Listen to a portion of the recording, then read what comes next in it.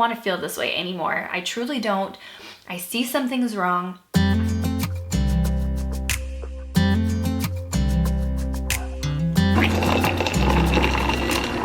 Hey guys, welcome back to my channel. So if you guys have been watching my channel for a little while, you know my roller coaster ride has been up and down and all over the place. And I have battled with, we'll just call it stay-at-home mom depression, or little bouts of depression here and there. We will talk about my whole journey and kind of what I've been through and how I've been able to rise above and come out of a, you know, depressive state, and how I stay positive and motivated throughout my days. So before we begin today's video, I just want to thank our sponsor, Betterhelp.com. I am so proud to be working with them on this video. So Betterhelp has licensed therapists who are certified by their state's board to provide therapy and counseling. I've signed up and I have a counselor through Betterhelp, and it's been so incredible to be able to be a stay-at-home mom and receive therapy, but I'm a single mom at the same time, so I don't have any like childless days.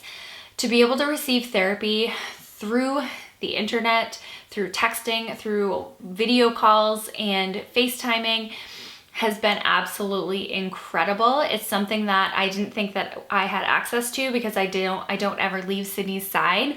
But with BetterHelp, I am able to have my therapist converse with them every single day. So I have a link in my description box below where you guys can sign up for BetterHelp. It is $65 a week for counseling, but there is financial aid available upon sign up. So definitely don't let price and cost deter you. If you need counseling, or if you have been thinking about receiving any sort of counseling, sign up for BetterHelp down in my description box below. It's available worldwide. Once you sign up, I will show you kind of the sign up process where you are matched to a counselor usually within 24 hours. I was matched to a counselor overnight. Answer some questions about yourself, kind of what your emotions are, what you need and hope to have out of counseling or therapy, and go through that questionnaire. And it asks you all kinds of different questions that you can answer or rate your needs based upon. BetterHelp is not a crisis line. BetterHelp also has group and R sessions every week where members can learn in groups directly from licensed counselors on multiple topics like relationships and ways to overcome anxiety. The topic of therapy or counseling might be uncomfortable for a lot of people to say they need or want, whether it be couples therapy, counseling for your own self or for a loved one. It sometimes can be daunting. So the fact that you can get help, you know, right from the comfort of your own home is unbelievable. So please, if you're interested in signing up, definitely click the link below. If you need financial aid, it is available. All right, now we can jump into today's video. I'm drinking a mug of my relaxed tea. Sydney's in bed and I'm filming in my bedroom, obviously, if you can't tell. And I think it's fine. I'm using my normal voice. Sydney's still sleeping. So fingers crossed that we can get through today's video without interruption and without waking her up. I never want to film when she's in bed, but maybe filming in my bedroom is the way to go. We'll see. So I get questions all the time from you guys as single moms, as stay-at-home moms. How do you stay motivated? How do you get out of your depression? I'm gonna backtrack, kind of cover my story a little bit for those of you who are new to my channel and maybe don't know my journey as much. And then I'm going to kind of share with you what has helped me get out of, you know, a dark place and stay motivated daily. So we'll just start back when Sydney was a baby. Obviously, I was in a bad toxic relationship. There were things, it was just an absolutely horrible mess. Let's just say that. And it took me a very, very long time to get out of that mess. Not because I didn't know that I needed to get out of it, but I had fear kind of blocking me from being able to release that relationship. I was fearful of becoming a single mother, fearful of, you know, how was I going to do this on my own in every aspect of life, financially, work, babysitter, all of the above. I was so just fearful. And not only that, but it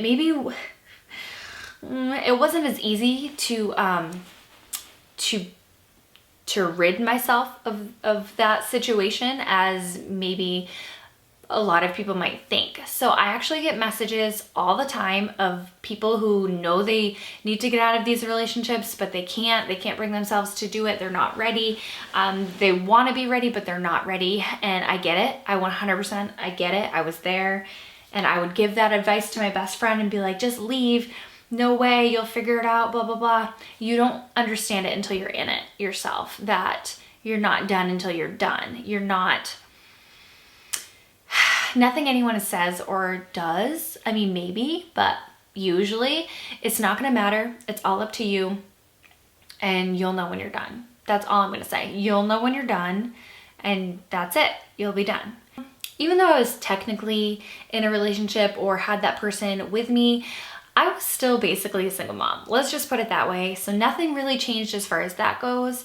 But once I was done, I was done, absolutely done. It didn't matter. I took a leave of absence for my work with no income. YouTube was like nothing, basically. I was still just making peanuts. But I had a financial cushion saved from years past. Before I had Sydney, I had saved up my money just by working constantly and saving up money. So I definitely had a financial cushion, but I never wanted to use it. So it was never a thing in my head where I was like, oh, I'm okay. I can be a single mom. I have a cushion. It wasn't like that at all. I was still very nervous and scared, but I had to do what was right for my daughter. Fast forward, I had a few months off from work, and I just stayed with her while, you know, I was a mess. My situation was a mess. My job was luckily very sweet, allowed me to take the time that I needed to provide for my child. So during this time when I was extremely just drained emotionally, mentally, physically, I would put Sydney to bed, and then the thought of even giving myself a shower or taking a shower felt like work. All I wanted to do was plop myself down on the couch and watch TV or go to bed, and then I couldn't shut my brain off, and I just kept thinking and thinking, not even about like specific things, but I just could not shut my brain down at night, so I wouldn't sleep, and I would wake up early, obviously, with my child and go through the motions again. It felt like I was walking around with just the weight of the world on my shoulders, doing dishes, doing laundry, doing housework. It was all work to me. I barely got dressed. I barely ever did my makeup, did my hair. It was just one of those things where I just woke up and just no amount of caffeine would give me energy. No amount of anything would give me energy. So I really had to look inward and say, I don't want to feel this way anymore. I truly don't. I see something's wrong. I know I'm depressed. I would talk to my friends. I would talk to my friend about it, who was also a stay-at-home mom, who definitely, let's just say, could relate to how I was feeling.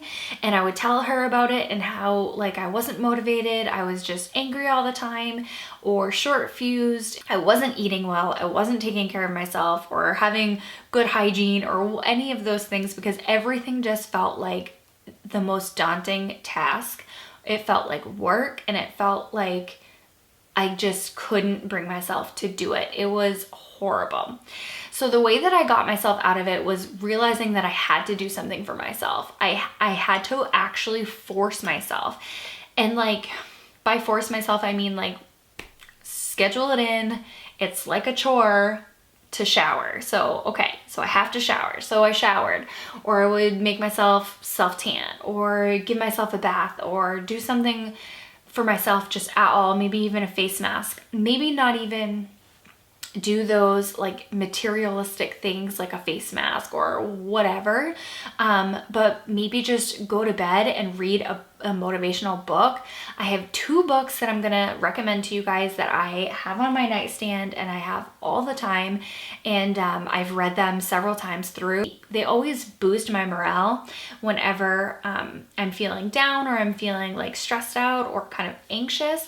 I like to read these books to give me a little boost of motivation. So the first one that I'm just gonna mention is You Are a Badass at Making Money. And the reason why I'm mentioning this one is because financial stress is, It's always been a huge stressor in my life. It's always given me anxiety about not having enough money, paying my bills, and how is this all gonna work? I've always been just so stressed out about money, and this book helps me to just relax, believe in the universe, believe in the law of attraction, and know that it is all gonna be okay financially. Like, it's all gonna be okay. That's a huge book that I like to read to pep myself up at night and kind of like relieve that aspect of stress. Another book that I have read a couple of times is Girl Stop Apologizing. It's like the sequel to Girl Wash Your Face, or just that book that I actually haven't read, but I heard it's amazing. So this one also is basically like a boss book, and it helps me stay motivated on, you know, believing in myself and believing that I have self-worth and I am able to do these things and become a, you know, successful YouTuber, work from home mom, whatever it is that you kind of have your goal towards. That book definitely gives me major like pumped up vibes. So I like reading that book. So another book that helped me out a ton way back when was the book called Courage to Change. God grant me the serenity to accept the things I cannot change, courage to change the things I can, and wisdom to know the difference. If you say that out loud a few times, you almost feel a little bit less stressed, and you feel like, keep saying it, keep saying it, keep saying it. That used to help me so much way back, let's just say that. So I find that talking about what I'm feeling, finding someone who can relate with what you're going through or who will just listen and encourage you has been huge in my life, and forcing myself to do things for myself has been absolutely huge. A lot of times people ask, how do you stay motivated to do things? So I have written down goals. I have goals in my head. I say them out loud every single day, what my goals are for the day, for the week, for the month, for the year. My goals are a lot of times directed towards YouTube, financial goals, you know, business goals. And as far as Sydney goes, like, I have goals to be a more patient mom. I have goals to be a more hands-on mom, and like giving her more time without me on my phone, which is very difficult since my phone is my job basically. But I'm trying my hardest. So once I set goals, I have something to look forward to and work towards throughout the day. I literally go to bed praying about my goals and giving gratitude and thanking the universe for blessing me with abundance and a life of happiness and just fulfillment. And then I'll wake up and I will say the same things and say my gratitude list and what my goals are. I'll say them in my head. I'll pray to God for them and to the universe. And sometimes I write them down on papers if I'm feeling extra like boss motivated. Definitely that helps so much. You're not alone. You're never alone.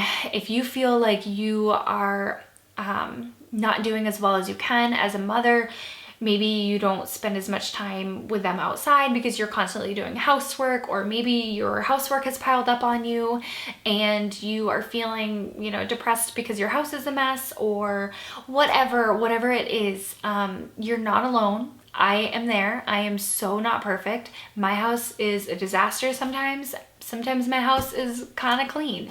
Sometimes Sydney gets outside so much and then we play and we do like educational activities in the morning, and then other times I am stuck on my computer editing for a couple of hours in the morning while I put Mickey Mouse on the TV and I give her like toast, a yogurt, and a banana for breakfast. Like, no, we are not perfect. No one is perfect. And just because what you see on the internet or what you see on Facebook or whatever from your friends, it doesn't mean that that's their life. It's just what we want you to see. It is just a snapshot of what may be, a snapshot of a perfectly clean counter. And then you look behind the scenes and it's all their junk just shoved. So I wake up and I want to feel energized and motivated and happy, and I want to have patience, because I have no patience, So if I wake up and I think about my goals that way, then I am instantly better off, starting my day better off. I greet Sydney with a smile and I'm all happy and I'm all excited. I drink my coffee and then I think, okay, what are we gonna do that's gonna keep us motivated? What are we gonna do that's gonna keep Sydney happy and mommy happy? We go outside, we run around as much as possible. I try to go outside, and if I have to leave housework till later and chip away at it throughout the day, then that's what I do. I'm the master at chipping away at chores. I could leave like a pile of laundry on my couch and I will fold most of it, and then when Sydney gets rambunctious and is running through the pile of laundry that I need to fold, okay, take a time out.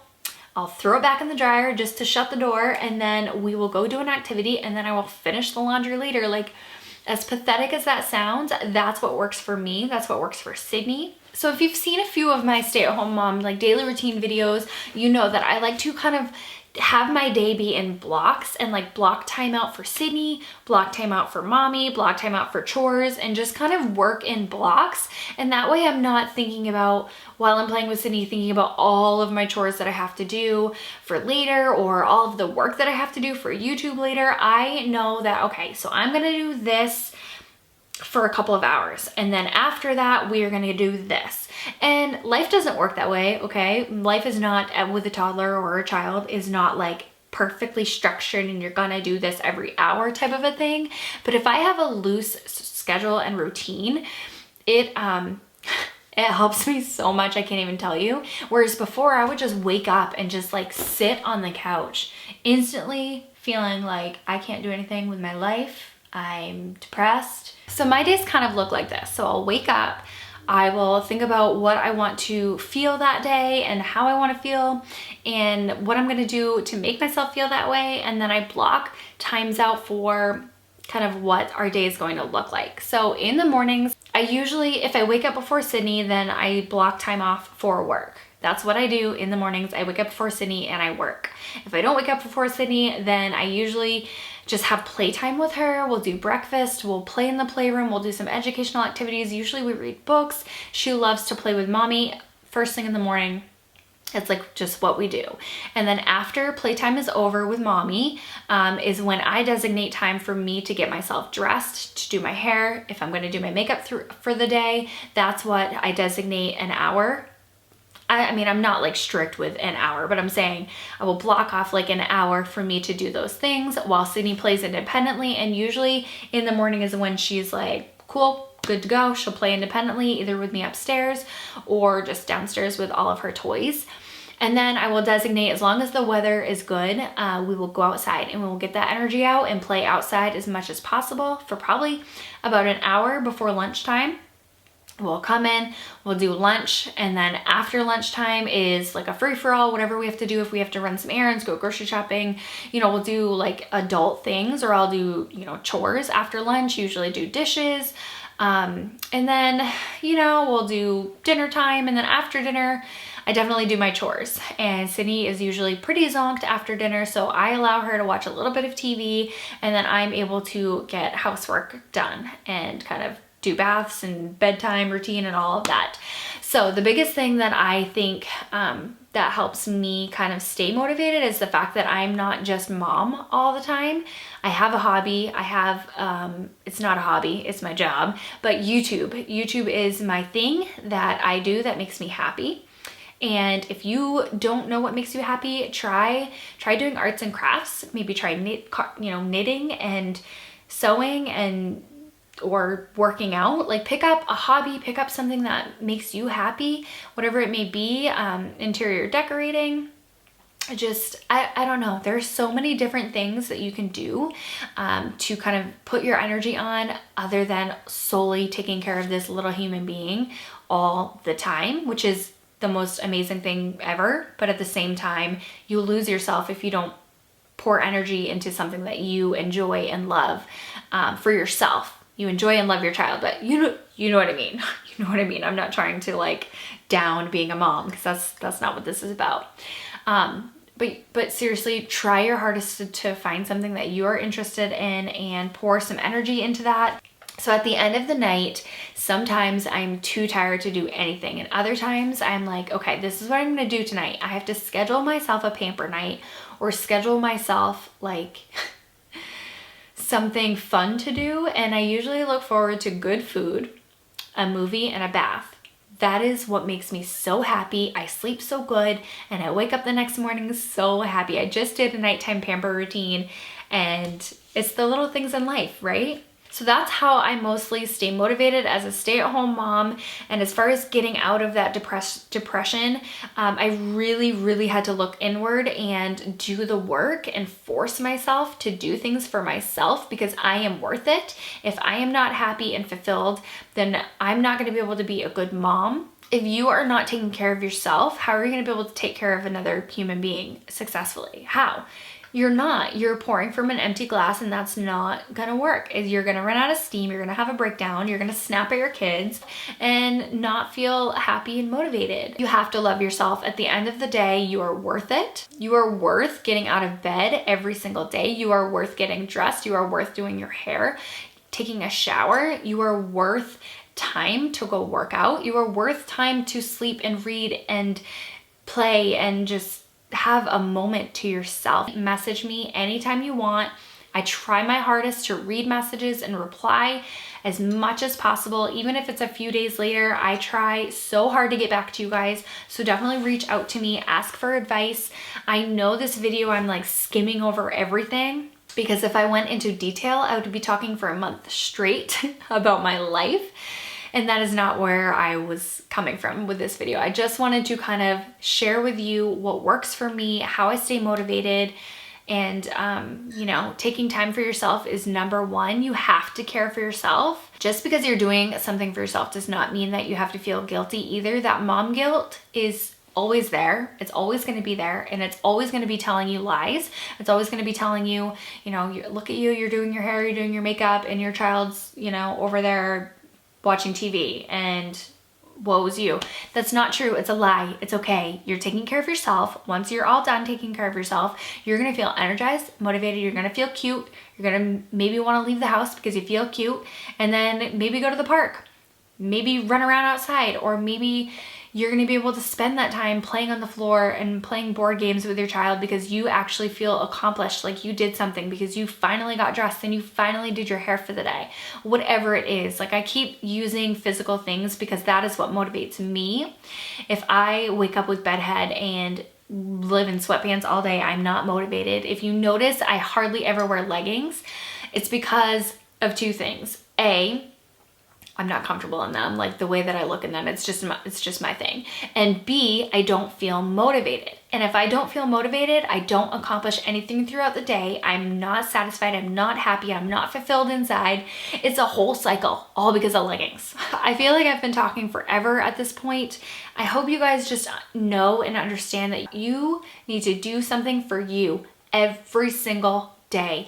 Prioritize yourself. Block time out for yourself, whatever it may be. Set a goal in the morning when you wake up and write it down. What are you going to do for yourself during that day? What are you going to do for your child during that day? What is something fun that you can go do without spending money? Or maybe you do want to spend money because you have it in your budget. Do something for yourself every single day, and you have to force yourself to do it, and you will start to feel better slowly but surely. You also, getting therapy and getting counseling is so helpful.